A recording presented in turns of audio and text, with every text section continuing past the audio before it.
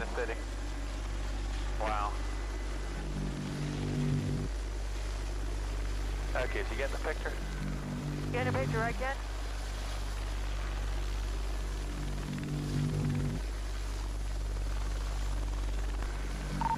Ken, picture up, 10-4.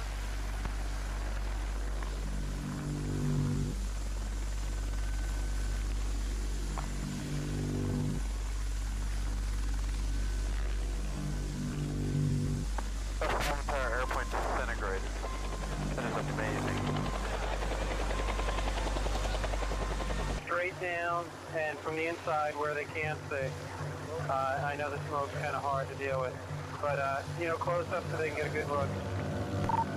Okay, I'm gonna flip to infrared because the smoke isn't bothering the infrared, okay? We want to just back off, take a look at the impact area, see what areas are hot from either side, and the inner rings, how far back the plane penetrated in. First time